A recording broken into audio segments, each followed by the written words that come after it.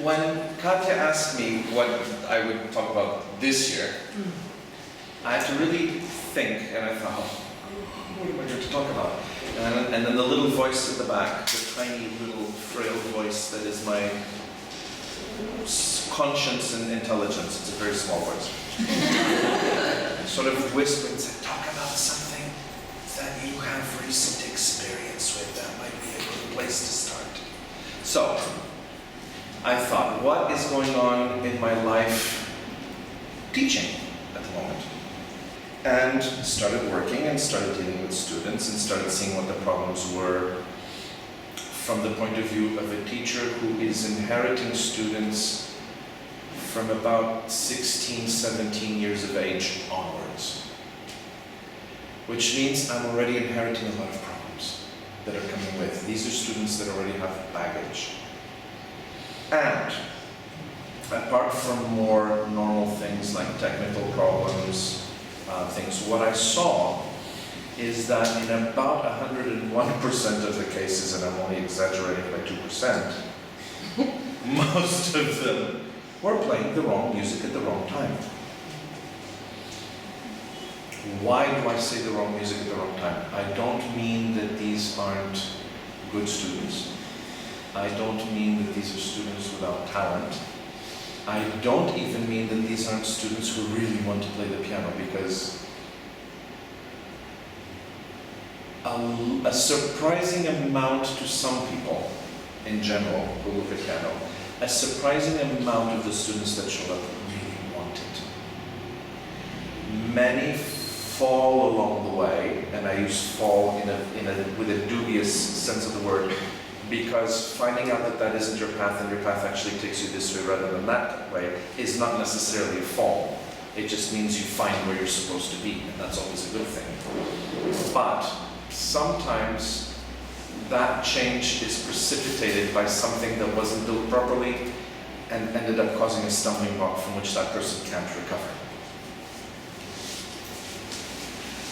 What I found was a lot of people that are arriving, for example, at the age of 17, 18, arriving for the first year at in Europe we say conservatoire supérieur or école supérieure, so university level, first year bachelor's degree, with hardly any repertoire. So it makes me wonder what kind of a repertoire load they have in the secondary, so the high school level conservatories and the primary school conservatories. And the repertoire had no rhyme, no reason. And I do this for my students. I said, give me your repertoire list. Any Haydn? One movement of a sonata? Anything further back?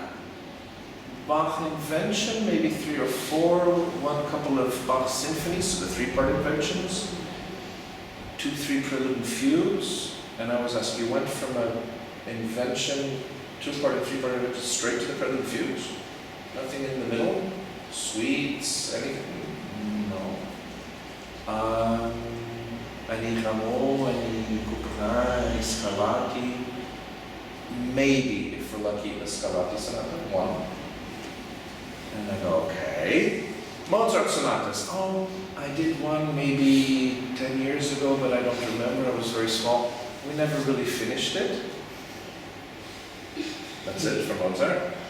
Beethoven sonata. Ah, yeah. I did Pathétique, and I'm doing 109.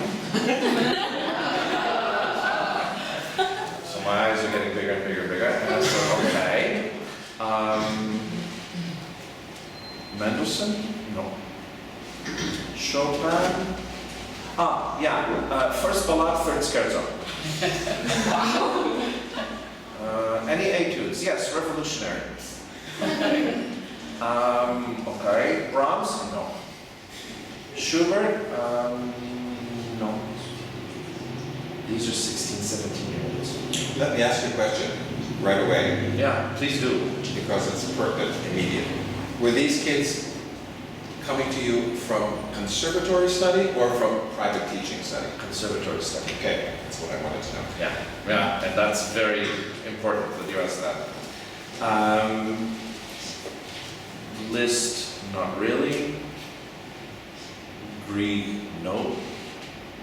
Rachmaninoff. 4 etude tableaus, 6 preludes, and I'm studying second sonata. Okay, any concerti? Greek. I've played the Greek concerto. So, to me, this translates as going to a building site, finding the contractor and the project manager, and asking, so, what are you going to build here? You have a lot, let's say, about the size of this building. And he's going to say, oh, we're going to do a shopping center, hotel, 16-story apartment building, and a heliport. And I'm thinking he's got room for a 3-bedroom, 2-story house, but he's going to build all this. Right, and what are you going to start with? Oh, first we're going to build the lifts, and then we're going to build the heliport. It's the same thing. So, what happens? That people want to play Rachmaninoff etudes? Of course we do, they're fantastic. They are. They want to play Chopin Third Scherzo? Of course they've seen that amazing black and white video of Marta Argerich playing it during the Chopin competition. Who doesn't want to play the Chopin Third Scherzo? Do they want to play Kramer and Clementi etudes? Of course not, they're boring. Do they want to play French suite? What's a French suite? English suite. Is that English? Why does it start with an Allemand if it's English? It then becomes the problem that you want the student to be motivated, you want the student to not hate you, you still want them to listen to you and like coming to your lesson, but how do you find the way to give them what they need and not what they want? This is a problem that I apply to students, but I've now started to apply to teachers. Because when I do master classes at conservatories in Portugal now, I have learned my lesson and I say I will only do the master class if all the teachers are present. Because normally they will not show up. And I do something else now. When I ask the student to do something and I ask them, have you done this with your teacher? And they say no. I ask the teacher to come and do it and show. So I asked the student recently, this was at a conservatory in the north of the country, Braga, and I said, do you play scales? And he says, oh yes. Do you play scales frequency? Oh yes. I said, okay, play me B flat minor scale. But you play these with your teacher? Oh yes, we do scales all the time. Excuse me. B flat minor. The look on the teacher was a mixture of mortification. I want to die and I want the whole to eat me. And I want to kill you. Me. But I said, okay, rather than creating World War III, IV, and V here, why don't we all do something and correct this situation? We had 2 pianos, so I put the student on one, the teacher on the other, and I sat back, let's just practice them all together. There's no shame in it. You haven't done a scale. The world didn't end. Now, do you want to continue being embarrassed and not do a scale? Or are we going to fix this once and for all? Knowing full well that this was either going to go one of 2 ways. She was either going to take out her gel nails and claw my eyes out, or she was going to say, let's fix it. And she said, let's fix it. Which immediately gave every other teacher in the school the courage to do the same thing. So we started a completely different trend, and it turned out to be the most fantastic day in the world. Now, I started talking to all of them, how do you give your students the repertoire? I said, well, it's the repertoire that we have to do, that the state decides is the repertoire that you have to do for first year, second year, third year. Yes, but I then look at the repertoire, but you've got lots of choices here. All the students I see play the same 3 pieces here, the same 3 pieces there, the same 3 pieces there. There's a huge amount. The answer that was terrifying to me, but that I knew was going to be the answer was, well, that's how we study. So it's a trap, and it becomes a trap, and repertoire gets smaller. You see this going to concert halls all over the world. You see this going to competitions all over the world. People are playing the same little thing over and over and over again. We have one of the instruments with the largest amount of repertoire. You can resuscitate 3 times and you won't get over half of that repertoire. Some of it better, some of it worse, doesn't mind. We've got tons of it. When this becomes a circuit, a closed circuit that every year diminishes a little bit, what's happening? A, we don't know the repertoire as pianists, as performing pianists. The audience doesn't know the repertoire as they don't ask for it. The promoters don't know. It's creating a problem farther down the line, which is terrible. And we have people that know less and less and less because they're not confronted with certain requirements of certain repertoire. Now, this comes from where? This comes from the public schools. Why? Get to the main point. Why have a certain method to giving repertoire to a student throughout their whole development? Because, like a singer, like a gymnast, like a ballet dancer, when you start studying piano at age 3, 4, 5, 6, whatever, your body's still changing. Your hand isn't the right size, your bones don't have the right density, your synapses in your brain aren't fully formed, you don't control your muscles in the right way yet, your muscles haven't fully formed, so there are certain things you can do that help form the muscles in the right way, that help strengthen the tendons in the right way, in exactly the same way that you can get it all wrong and cause all kinds of damage from early on. That's the physical side of it. Then there's the emotional and intellectual side of it. A child is going to look at a certain piece in one way, an adolescent is going to look at it in a different way, a young adult, and so forth and so forth. As we mature emotionally, things feel different. Then there is the grasp of the intellectual part of it, which is when you start working with style. With style meaning, a crescendo in a composer of a Baroque period is different from a crescendo in a composer of the classical period, is different from a crescendo in early romantic, middle romantic, late romantic, impressionist, whatever.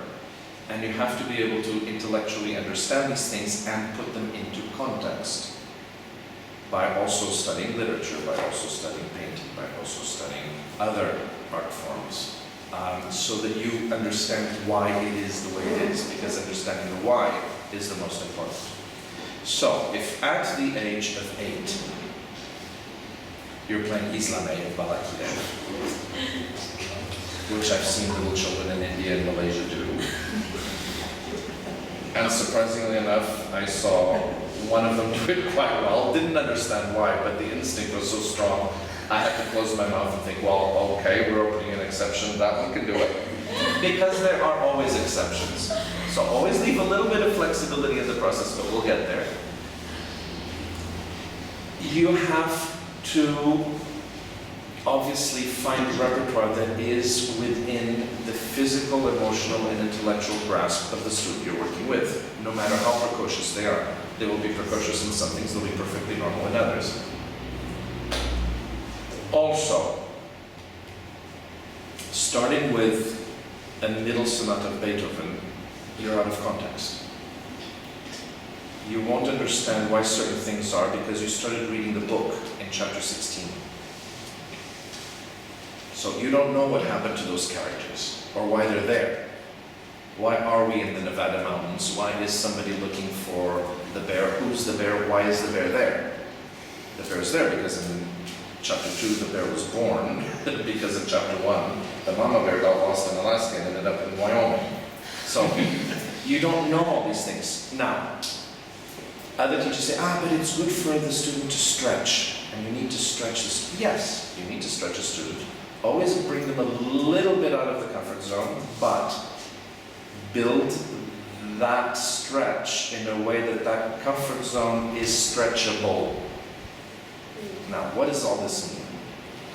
This means there's various theories of studying repertoire. There's various theories of studying repertoire from the musical point of view, so studying the music pieces, studying technique. How do you balance technique versus repertoire? Do you study your technique in the repertoire? Do you study your technique out of the repertoire? What is the purpose of exercises and etudes? What's the difference between an exercise and an etude? You then start to get into this whole big cauldron of of all kinds of different opinions. Now, what's the first thing that you should do when you confront an instrument?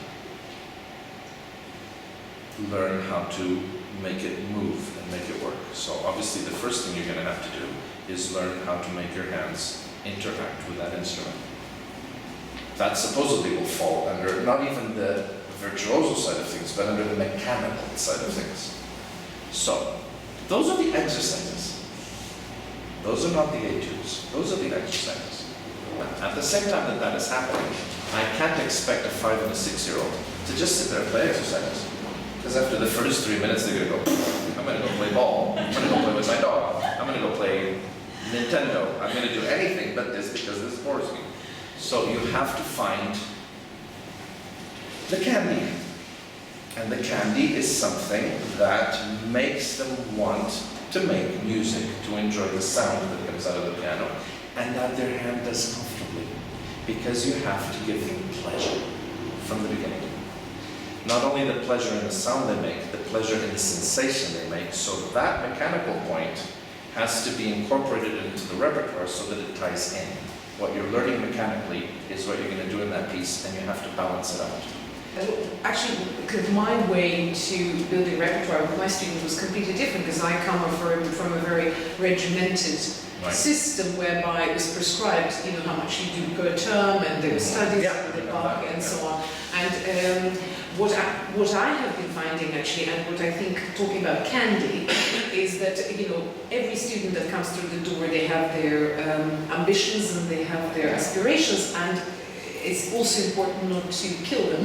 Yes, absolutely. With that. Absolutely. And sometimes also, what they bring, or what they want to do is has a certain affinity with that person. Yeah. And even though you can think, okay, well, the skills are not there maybe yet, all of them, but if they have the temperament and if they have the the energy enough to bring that, and actually sometimes that stretches them. And that's also very good, because that's one of the things that I've also confronted with students, is when they come to me with certain repertoire that they have that affinity for, and then they have to do the repertoire that they don't have the affinity for. And how do you deal with it? Well, actually, I have a theory about this. Okay, I will be here. Because I think it's really important for all musicians to know their strengths and weaknesses, and particularly because most musicians are very full of self-doubt, I think. Even the most confident ones, I think, unless they're not very bright. But those who do make it to the top, I usually have enough brain to support their musical ability. And so therefore, they are mostly aware of their weaknesses. And they talk about that all the time, and the strength idea comes actually much later, where they think, what are you good at? And they actually can't say. And I think it's really important for a musician to know what they're good at, what their strengths are, because then it's easier, even for the students, to choose the repertoire that will suit them. Because I think the kind of the success formula is to choose, I would say, 70% of something that actually you're good at.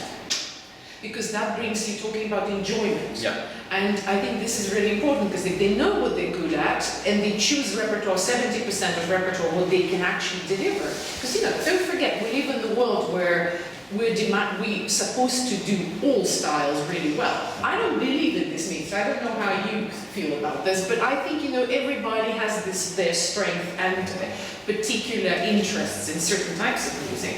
So if you're aware of all this, then I think 30% goes to where your weaknesses, and because it makes you feel more confident. You think, okay, well, there are things that I really don't understand, or I struggle with, or it's something completely new and I've never discovered this before, but I have the 70% of something I'm really, really good with. So therefore, I can balance that and I can have that program, that stretching. I agree to a certain point. My balance proportion was slightly different, and that was the thing that I was very grateful to my teacher, was he pretty much, from an early stage with me, I'd say from probably about the age of 9 or 10, he would say, you're going to have your skills and exercises, which is how we started every lesson, until I was about 14. So from 5 to 14, every day. Every lesson we started with 4 octaves of scales up and down twice, and in thirds, and in sixths, and at the distance of third, at the distance of sixth, at the distance of tenth, the arpeggios, the inversions, the chromatic scales, and all of that. Just anyone do this, and off you went. Then we had at beginning exercises and later on etudes.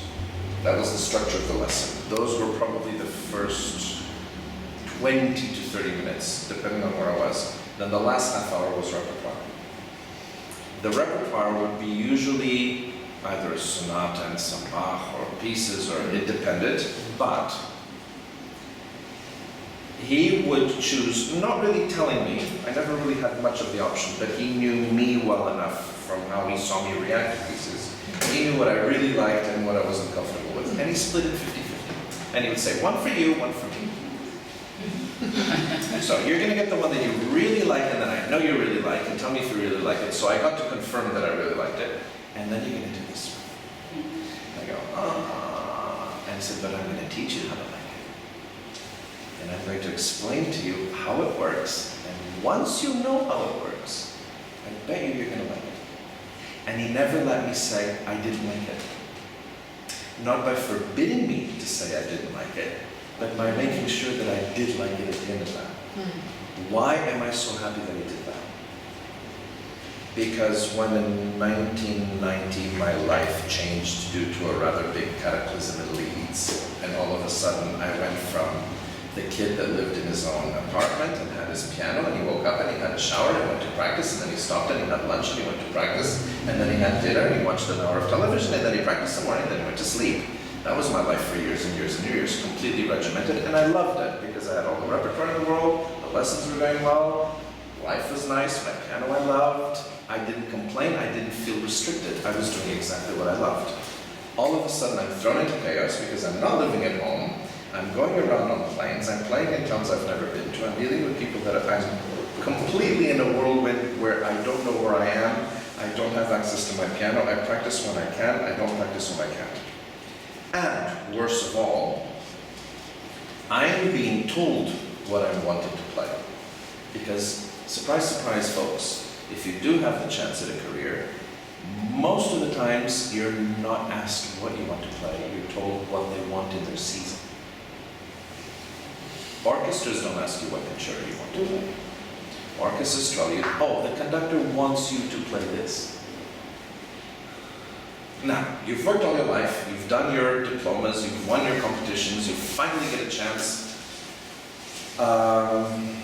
Vladimir Yurovsky's still working with the LPO and he asks you, come play Saint-Saëns 5. What are you going to say? Oh, sorry, I don't like that. But to be fair, the age you were talking about is from what, 9 to 14. That's very different. 9 to 14 was that, but then it continued. It always stayed that way. It continued, because by that point I trusted that process. By the age of 14, even pieces that I thought, oh gosh, this isn't a Stravinsky concerto for piano and winds. when I was taught, you're going to learn that. But okay, because I'll probably like it by the end of it, but oh, it's going to hurt. By the end of 4 months of practicing it, I was so happy I put the investment in, because I fell in love with the piece. This happened to me recently. This was a few years ago. I think it was the summer I came here, the last time, in Heimbach, this chamber music festival. I was asked to do the Webern saxophone quartet. So saxophone, clarinet, violin, and piano. I looked at the score and I went, and I thought, right, grow up, you've dealt with this all your life, this is not your beach that you like to go to, but you're going to have to do it because you're not going to call Lars Vogt and say, thank you very much for inviting me, but I don't want to play this piece. Because he will just laugh in your face and that's that door closing and you're done. And you've ruined a good friendship. You're going to sit down and you're going to learn it. And I pulled back on all that information of how to work through a piece that doesn't mean anything to you, and how, even if it doesn't mean anything to you, what do you do to get it to mean something to you? What are the steps to take when there is no affinity to create that affinity? And that affinity does come. Because if you start to go back to the very, very basic building blocks, and you start to see how it's built, and you learn to read that composer's writing, and you start to see the ideas behind it, and why he wrote it, or she wrote it, and what the message is, you start to go, oh, wait a minute, I like this. And you start to get excited, and you believe in the piece by the time you're done with it. But I think this problem also continues into even conservatory, like the bachelor's degrees that, you know, certainly, and I know for my students, when they come and they take certain amount of building trust in order for them to say, well, you know what, don't do the middle sonata of Beethoven if you haven't played before, let's start with the early ones. And then you say, actually, once you've done that, you will have vocabulary for Haydn and Mozart, because this was written in the early days. So, but it still takes amount of... Yeah, it takes an amount of trust, and it takes also always, and this is on us, on the teaching side, it takes explaining why we're saying what we're saying and putting it into context. And so that it's clear for the student that this isn't a punishment, this isn't a lack of trust in the ability of the student, this isn't thinking that the student can't do it. Of course the student will be able to do it, but for that to go really well and for the student to have the full enjoyment of that experience, you should do something before. Which actually will be just as enjoyable. So it's how we then communicate with the student and how we build, but that also sometimes doesn't happen. Yeah, but to be sort of fair to these young musicians that gathered here is that, you know, the sort of the culture that exists on the competition circuits and in the performance circuits is that, you know, the younger, they get younger, you get younger, we get older. And of course, nowadays we want the youngest people on stage doing the impossible things. And it's almost like circus show. And we expect you to spend more time at the gym than time practicing the instrument. Yes, and this, the sheer skill of actually taking your time over maturing, or allowing even works to mature. I mean, you see it in a lot of concert pianists, and Daniel Trifonov, for example, is a wonderful, very interesting player. But I went to Royal Festival, he played Chopin 24 Preludes. Clearly he learned them a week before. He did not think them through. The other side of the grade, because of the same situation, you know, the demands made and so on. But I think it's useful for the young musicians to be aware that there are demands, but you also have to protect yourself and to think that it's not about making your career tomorrow, but there is such thing as 5 years ahead. And I think, just backing up to what you said, I think it's really important to diversify repertoire, because you know, you walk through, and I'm sure that the students, my students who are here, they will know that you walk through the conservatory doors and you hear the same pieces. You hear the same Chopin scherzos, and you hear the same etudes and so on. And you are at this huge variety of repertoire, and it doesn't need to come always from the teacher. I mean, you can look around, and you know, I've had students that brought me some pieces that I didn't know, and we were discovering it together and learning it together. And I think that's what also makes interesting recitals, when you have something to offer. I'm sure it must be the same for singing, of course. Like leader or recitals. But I'm a pianist too, so I know. And I would like for a moment to ask the pianist specifically, because I'm going to talk about singers, which is a similar situation with some differences. But I would like to ask, since you pertinent to what you were talking about, I'd like a show of hands. I have two questions to ask.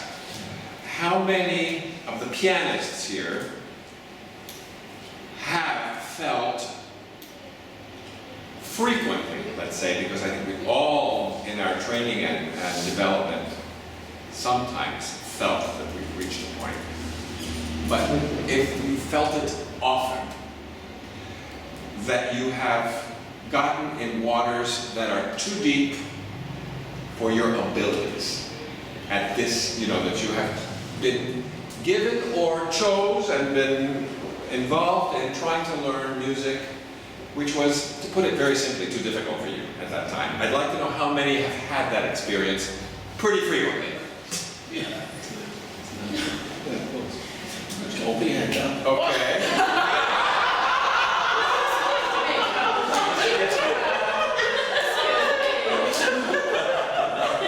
I mean, I certainly have, and I think we all sometimes try to bite off more than we can chew. We may not have thought so at that time. But question I would like to ask, and I think this is maybe even more important, well, maybe not more important. How many of you have felt with your teachers or with the music, with your course of study, which supposedly is supposed to improve you in a stage-wise way, develop you? I mean, you know, you can't be a weightlifter and lift 300 kilograms before you're able to lift 150. Okay? That's common knowledge. But I'd like to know that how many of you have felt that going through that stage and the repertoire that you have been assigned, let's say, or that you have agreed with your teacher to work on, was something that was unpleasant for you, that you didn't want to do, like what Arthur was saying about, oh, you know, you may think, you know, you don't like it, but your teacher will help you like it. How many have actually had that experience? No, we wrote 4, I think. 4. Okay, 5. Okay, that's not that bad. Let's say. I never ever personally had that. Not never, but not very often that I feel that I was forced to do something that I didn't like, but I think it has to do with the way the teacher presents it to you. Yeah. Yes, I remember once I was asked to play an etude, and I couldn't see it. I couldn't understand music. We've all had it sometimes. Yeah, and then the teacher. I was lucky maybe that way. I was often told, not quite often, not quite often. I think I was a pretty good judge more often than not, but I was often told, no, not this now. But actually, you know, having come through that sort of... I accepted it. Yeah, but you know, having come through that system, actually kind of regimented and very strict, I did realize something, that actually you need to give people freedom, students, in bringing something to you. Because what it does, you know, if you're being always led by hand, you know, I remember, you know, arriving, even through the conservatory, even sort of graduating, you're still thinking, oh, how do I choose? You want to avoid that. Yes. Because there are, you know, how do you choose? And this is, you know, what I was saying, you need to know your strength, you need to know weaknesses, you need to know in which direction you want to develop. You need to know what it can do really well technically. What do you understand, sort of intellectually, musically, what you can hear. And these things you need to know to say, actually, you know what, I can do this, I want to do this, and I can. Actually, what brings me kind of to the next point, because I know, for example, with singers, even there are kind of more stricter rules, isn't it? Because if they're preparing for auditions, or if they're preparing to audition for an opera studio, etc., there is actually set repertoire. I guess for pianists it's the same, the ones that There's for pretty set competition. repertoire in the conservatories for pianists, too set, as far as I'm concerned, way too set. Not as much, because actually you do have a variety. You can have, for example, like a polyphony or technical studies bunch, and then you choose. It's like in England. In Greece it's horrible. They have, the diploma program for pianists is outrageously difficult for students that don't have the training and the background. You know, you have to play, you know, either the Waldstein or the 109, 110, 111 of Beethoven or whatever, you know, before you've done maybe one other Beethoven sonata at most, and no Mozart. Right. That's it. Right. And that's and huge, lengthy. It's very, very bad. The thing with singers, an advantage, in a sense, with singers, is that they tend to start a little older. We have some young ones here. But most people who start studying singing have some musical background of some kind before they've started. Not all. And they are more mature as people. I mean, you know, they start at 16, 17, 18, you know, most of the time. So that makes a difference in the communication with the teacher. There's another thing with singing, and we were talking about this, I don't know who, maybe not with Arthur, someone here. You know, if you get tied up in knots at the piano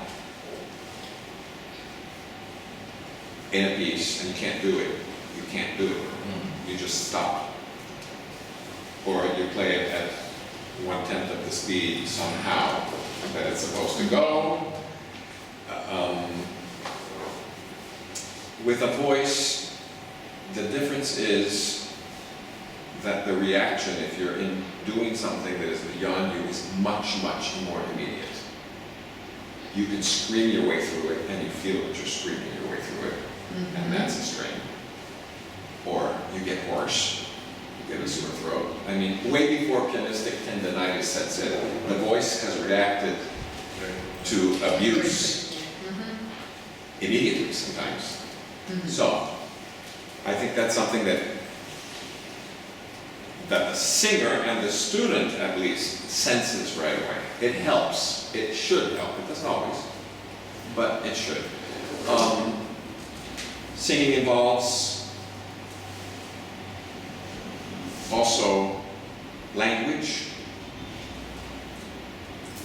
very, very importantly, and that's something that is generally lacking in the training of singers.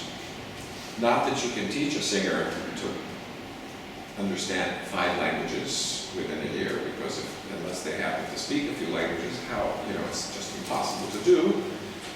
So I think teachers ought to be, and students themselves have to have some brains. Piano student, a 6-year-old piano student may not have that much brains yet and able to, but a more mature piano student, I think, and certainly an 18, 19, 20, 22, 25-year-old singer has to exercise some of their own intelligence. They have to hear their teacher's advice, they have to evaluate it. Okay? They have to inform themselves and think, am I doing something that I can do? Do I know what I'm singing about? I recommend expanding gradually, expanding your language knowledge gradually, expanding your musical knowledge, your repertoire. You have to know as students your weaknesses though. That's the main thing, and you have to sense when something is not right, which the voice will tell you very quickly, unlike the piano. We can struggle, and struggle and struggle and struggle, and we think that eventually, 50 days later, 3 hours later, if we stick with the metronome, it will come out, and it does very often if you have that kind of discipline. Okay? The singers, you're going to harm your voice trying to do that. It's too late. If you are screaming, you can't do it slower, you can't do it softer, you can't do it, you have to just not do it until you learn how to do it. So that's the big difference with singers. And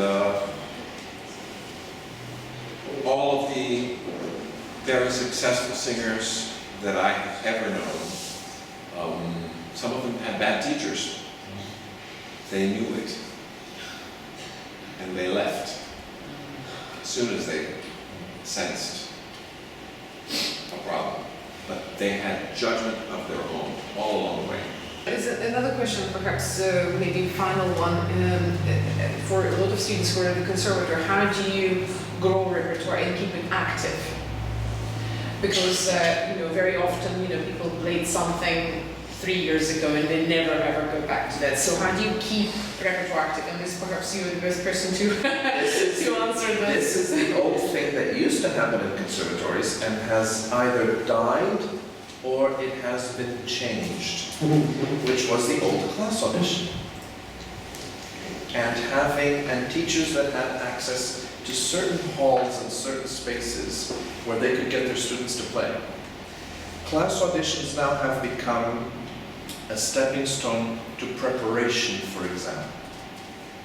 That's not quite what an audition used to be. An audition was when you showed off your student. Like brought class people, concert, yes. that was the class concert. Those are the class auditions. When you open the doors of the conservatory to the parents, to the friends, to the conductors, to the friends that would eventually help launch their careers, and you showed off your class. Now it's, oh, you have your exam in June, so we're going to do a class audition in May. That's a different thing. Then each teacher usually had a little recital hall here, or somebody's salon there, or there was an orchestra there that maybe was in the countryside and not quite as important, but was a good orchestra, and you could place your students to go play there, even if there wasn't a fee, but they took you out and they gave you an opportunity, or they made a recording or something.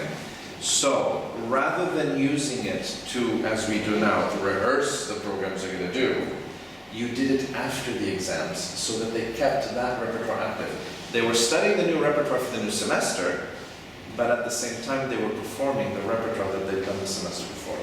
So it stayed in the fingers, and also helping them, and this is something I like to do with students, helping them with their work schedule, learning how to do a work schedule. To do the diagram with the Monday, Tuesday, Wednesday, Thursday, Friday, Saturday, Sunday, 9, 10, 11, 12, 13, 14. This is the repertoire you have to go through. How do you fit it into those days? How much do you give to each piece? How does that change from week to week? It's such a fun thing. What's amazing is when you start a student on that, by the end of the second week, their behavior is so different because they start showing up in the lessons confident because I was able to practice this week, I didn't fall apart because I got carried away with this one piece and I practiced in 3 hours but I haven't done the rest. So what you were saying about sort of putting program together, I think it also is very useful when people have certain pieces they're working on and yet they're thinking ahead and thinking, okay, well I've got to prepare other things, or I would like to. I would really encourage you to sight read. Yeah. Because what happens is that, when you're working on certain pieces but you're sight reading others, actually you will find that two months down the line, you already know the music really well. And when you actually come to work on that, it's already in your ears, it's already in your fingers, you already started formulating an idea about it. And this is also how you keep the large repertoire. A lot of my students at Concerta say, we've got so many hours to practice. How do I break that down? And yet you still got to learn new pieces. But Again, that's part of the student's own, I believe, curiosity. I mean, you buy the complete Beethoven sonatas. I mean, I bought them when I had to start learning them back in school, or I bought, the complete Ravel and to play one piece. Yeah. But why not look through the rest of the book?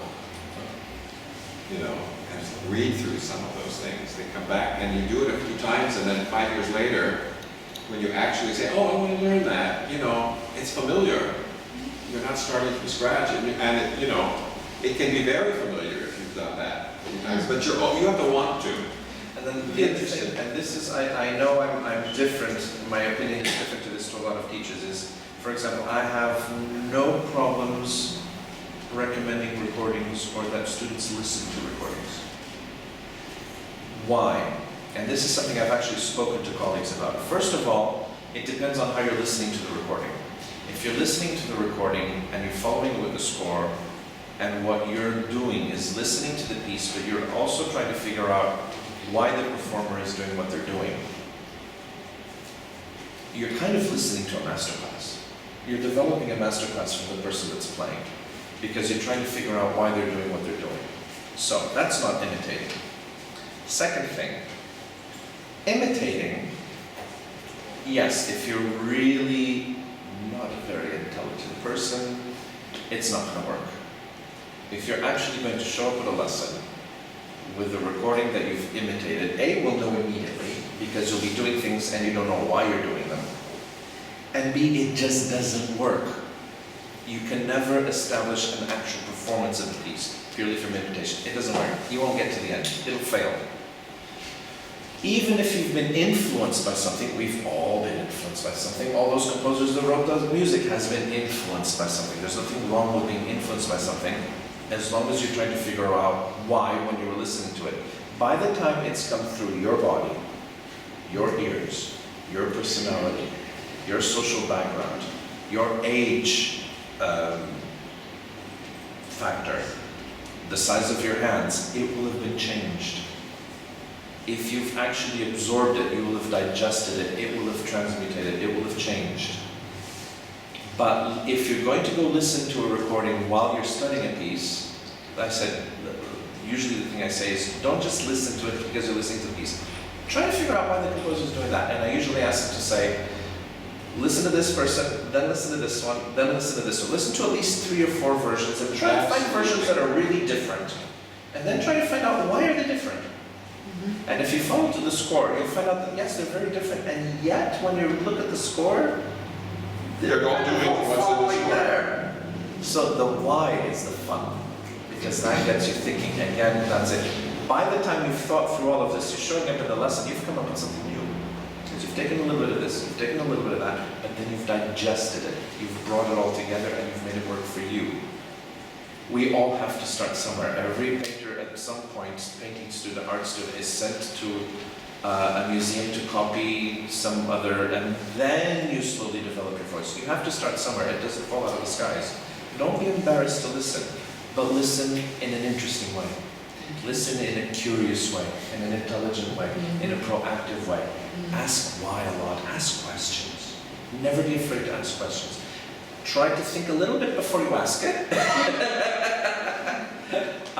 But questions and curiosity are good.